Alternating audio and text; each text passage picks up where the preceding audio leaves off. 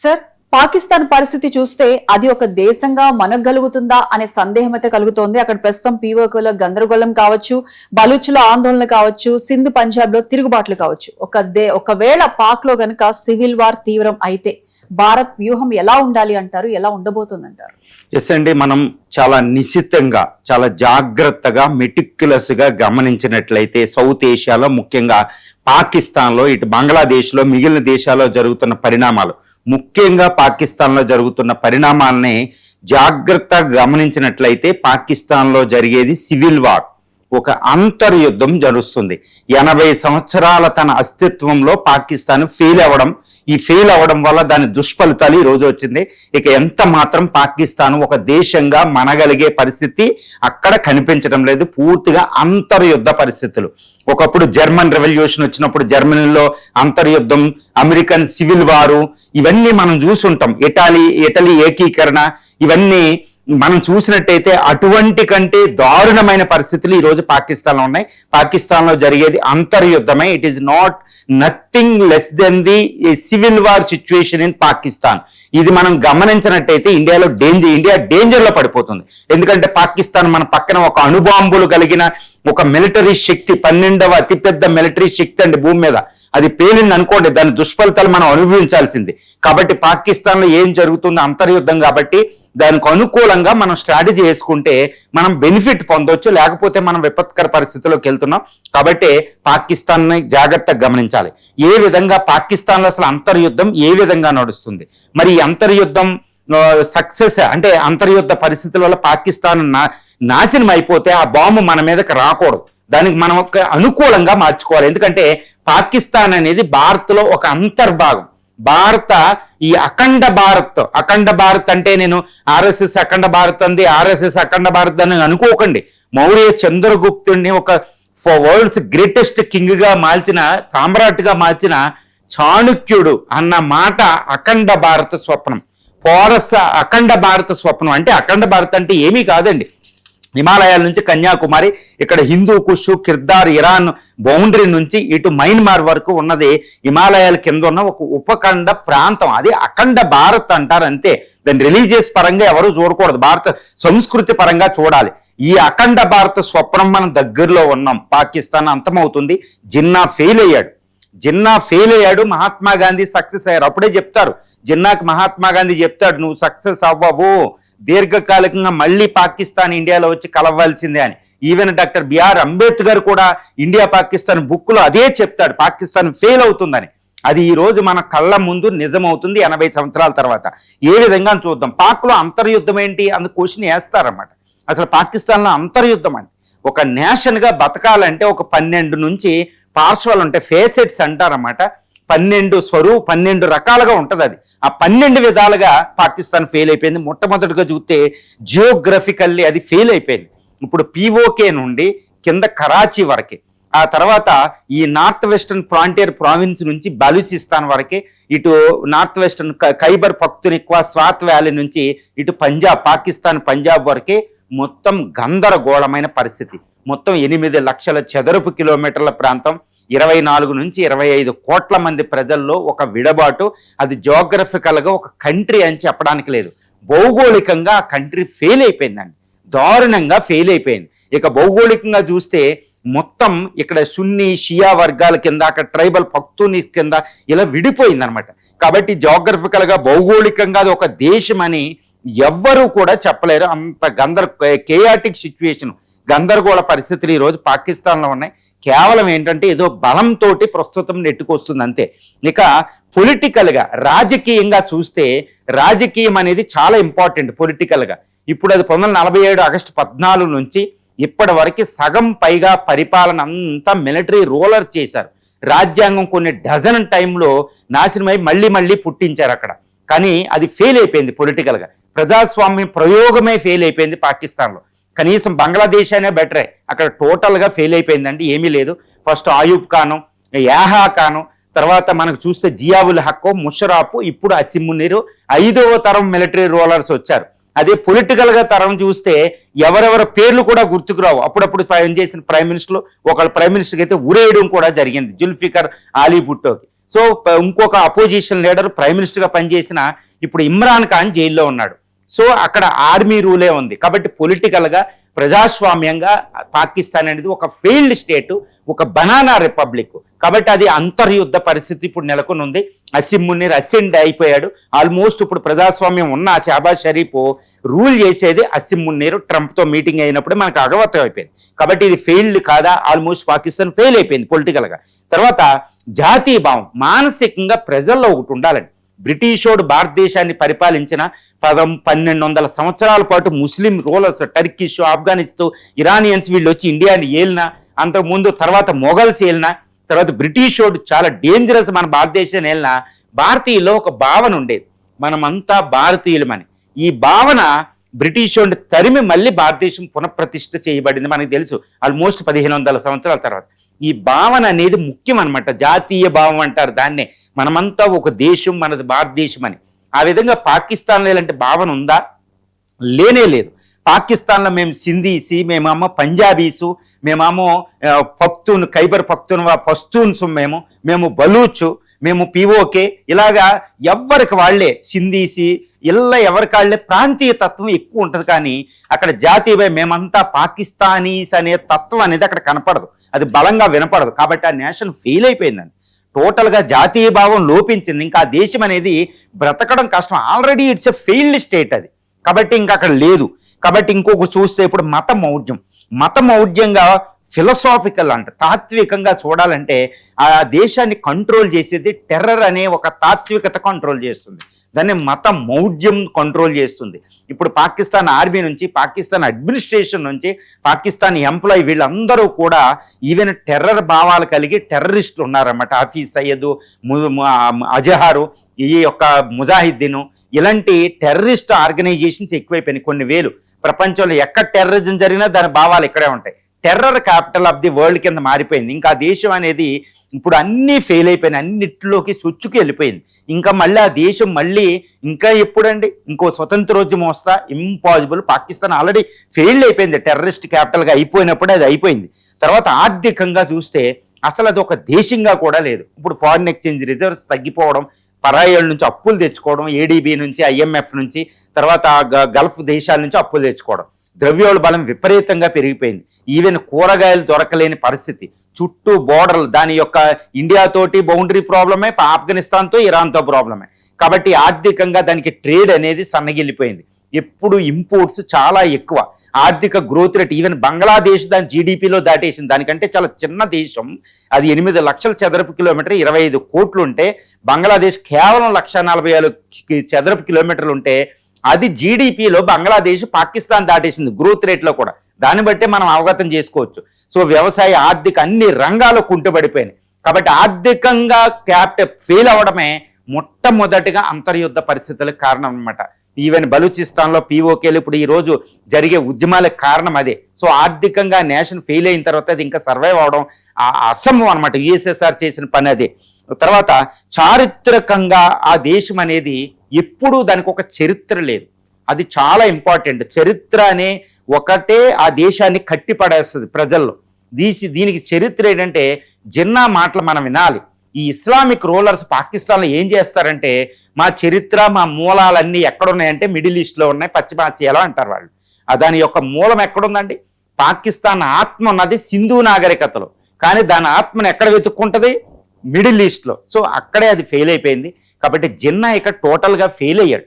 కాబట్టి సింధు నాగరికతలో దాని యొక్క ఆత్మ ఉంది, భారతదేశంతో కలిసి ఉంది. అది ఎంతసేపు ఇస్లామిక్ మతం అనేది దేశం పర్మనెంట్, మతం పర్మనెంట్ కాదు.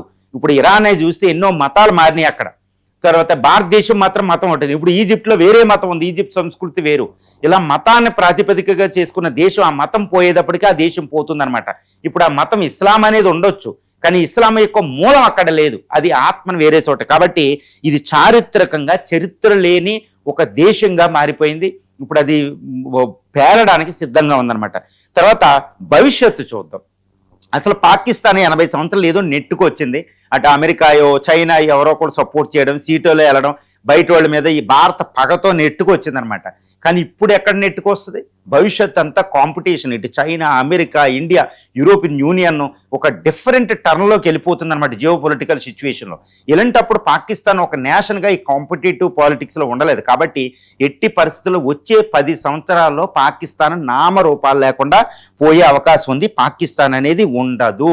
కాబట్టి డేంజరస్ సిచ్యువేషన్లోకి వచ్చేసింది. వచ్చే 10 సంవత్సరాలు 2040 నాటికే 2035-40 నాటికి పాకిస్తాన్ అంతం.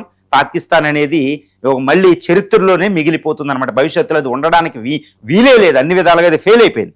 తర్వాత టెర్రర్ క్యాపిటల్ అయిపోయిందండి. ఇప్పుడు Pakistan terror capital of the world. India అనేది IT capital of the world అయితే ఐటీలో అది ఇంకో ఐటీ ఇంటర్నేషనల్ టెర్రరిజంలో అది క్యాపిటల్ అయిపోయింది.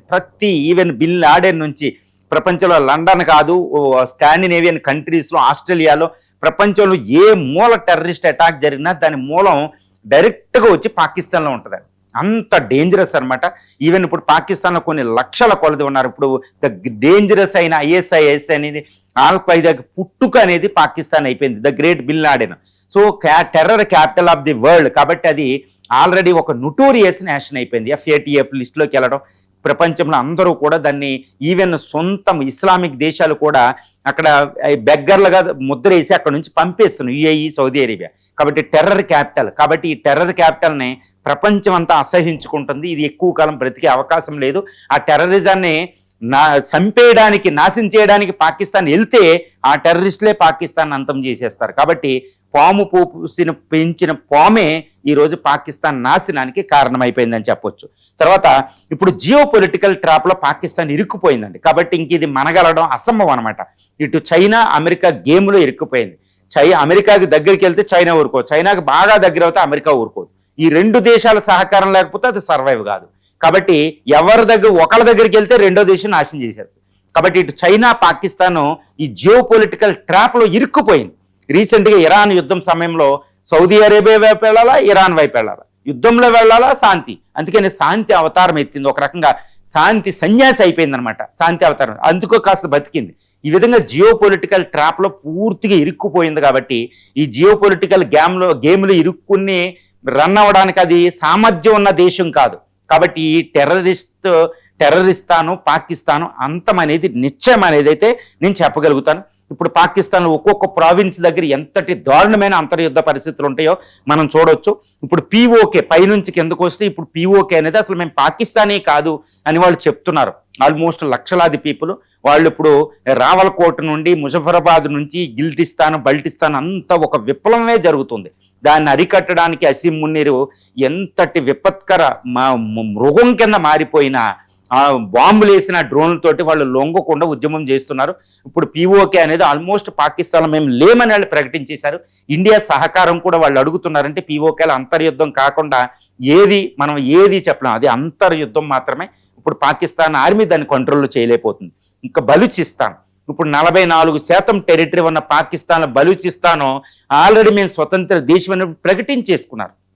బలూచిస్తాన్ ఇప్పుడు రీసెంట్గా గ్వడార్లో దాడి, చైనా ఎంబసీ దగ్గరలో దాడి, గ్వడార్ పోర్టు దగ్గర ఈ క్వెట్టా అది బలూచిస్తాన్ క్యాపిటల్ వాళ్ళు ఆల్మోస్ట్ కంట్రోల్లో తీసేసుకున్నారు.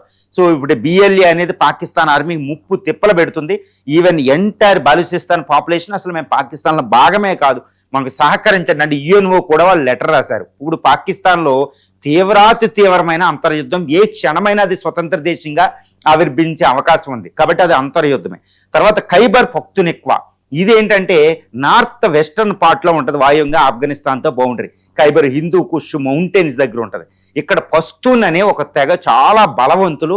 వాళ్ళంతా ఇప్పుడు మేము పాకిస్తాన్లో అసలు మేము కాదు అని ప్రకటిస్తారు. వందలాది ట్రైబల్ గ్రూపులు కాబట్టి ఇక్కడ అసలు పాకిస్తాన్ ఏం చేయాలో కూడా అర్థమవుతలేదు. అక్కడ టెర్రరిస్ట్ ఈ TTPని కూడా కంట్రోల్ చేయలేని పరిస్థితుల్లో పాకిస్తాన్ పడిపోయింది.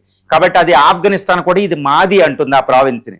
కాబట్టి ఆ ఖైబర్ పఖ్తూన్ఖ్వా కూడా పాకిస్తాన్ ఆర్మీ కంట్రోల్లో ఇప్పుడు లేదు. దాన్ని కంట్రోల్ చేయడం అసమం. ఈవెన్ బ్రిటిష్ వాడే కంట్రోల్ చేయలేకపోయాడు ఆ ప్రాంతాన్ని.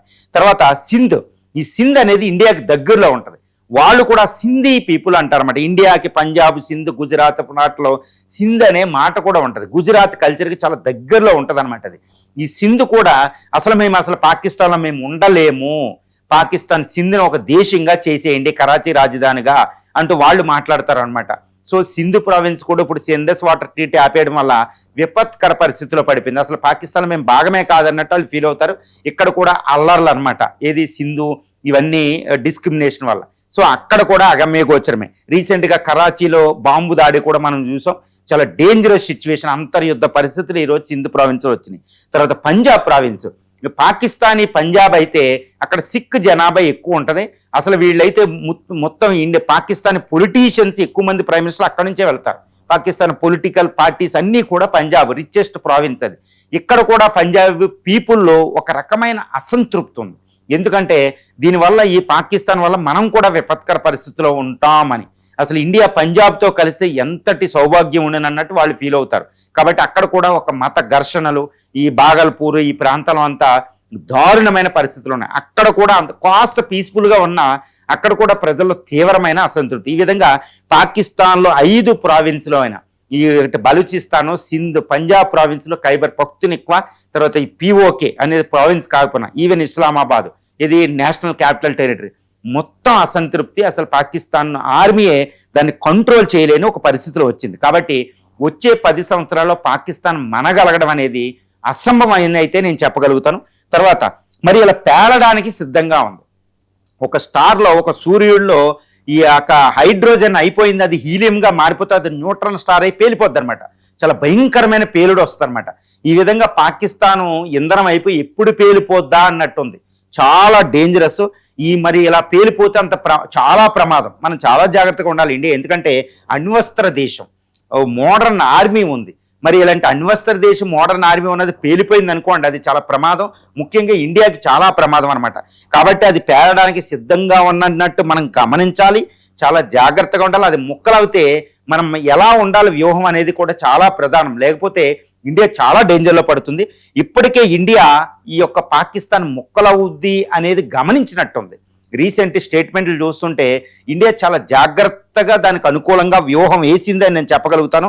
దాన్నే నేను ఏమంటానంటే అఖండ భారత్ వ్యూహం అని అయితే నేను చెప్తాను. అఖండ భారత్ వ్యూహం, ఎందుకంటే భారతదేశం అంటే ఈ చుట్టూ ఉన్న చిన్న దేశాలను ఆక్యుపై చేసి ఒక పెద్ద దేశంగా అవతరించాలని ఏం కాదండి. కాకపోతే ఎప్పటికైనా ఈ హిమాలయాల నుంచి ఇటు హిందూ మహాసముద్రం మధ్యలో ఉన్న ఈ 44 లక్షల చదరపు కిలోమీటర్ల ప్రాంతం, అంటే ప్రస్తుతం ఉన్న భారత్, పాకిస్తాన్, ఆఫ్ఘనిస్తాన్లో కొంత ఆ ప్రాంతం నుండి ఇటు మయన్మార్ వరకే, ఇది నేపాల్, భూటాను, ఈ బంగ్లాదేశ్, మాల్దీవులు, శ్రీలంక, ఈ ప్రాంతమంతా మన కంట్రోల్లో లేదనుకోండి, హిమాలయాలకు దక్షిణ ఇటు చైనా, అమెరికా మనల్ని కంట్రోల్ చేస్తాయి. అప్పుడు మనమే మొత్తం సెక్యూరిటీ డేంజర్లో పడిపోతుంది. కాబట్టి అఖండ భారత్ అనేది మనకు అవసరం. ఈ సెక్యూరిటీ లోపల ఎవ్వడూ రాకూడదు.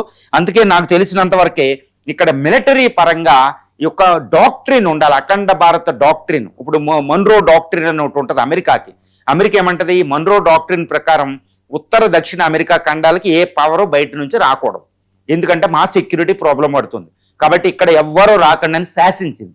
మరి ఇండియా కూడా దక్షిణాన్ని హిమాలయాలకు దక్షిణ ప్రాంతంలోకి చైనా, అమెరికాలు ఎవ్వరూ రావద్దు, ఇది మా ప్రాంతం, మా సెక్యూరిటీ జోను, కాబట్టి ఇక్కడికి ఎవరు వచ్చినా మేము ఊరుకోమని ప్రకటించాలి.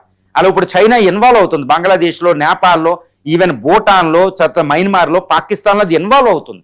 ఎన్నో మన ఇండియా చుట్టూ నేవల్ బేస్లు డెవలప్ చేస్తుంది. అమెరికా కూడా ఇన్వాల్వ్ అవుతుంది. మరి ఇండియా సెక్యూరిటీ ప్రమాదంలో పడినట్టు. కాబట్టి ఆ దేశాలకు మనం వార్నింగ్ ఇవ్వాలి. దక్షిణాన్ని హిమాలయాలకు దక్షిణ పాకిస్తాన్, బంగ్లాదేశ్ ఎక్కడికి మీరు రాకూడదు, ఇది శాసనం, ఇది మా ఏరియా, మీ జోన్లోకి మేము రాము, మా జోన్లోకి మీరు రామని ప్రకటించాలి. ఈ టైం అయితే దగ్గర పడింది. మన ఇండియా ఎంతో విపత్కర పరిస్థితిలో ఉంది. చూడండి, పాకిస్తాన్లోని గ్వడార్ పోర్టు నుంచి శ్రీలంక హమ్మోన్టోట, మాల్దీవులు, ఇటు క్విట్టే, ఈ చిట్టగాన్ పోర్టు, ఇప్పుడు మోంగలా పోర్టు, బంగ్లాదేశ్లు, ఇవన్నీ కూడా చైనా డెవలప్ చేసి పెట్టింది. మరి మనం ఎంత ప్రమాదంలో ఉన్నట్టు ఇండియన్ ఓషన్లో. కాబట్టి ఇండియన్ ఓషన్ కానీ హిమాలయాలకు దక్షిణ కానీ ఏ పవరు రావద్దు అని ప్రకటించాల్సిన సమయం మనకు ఆసనమైంది.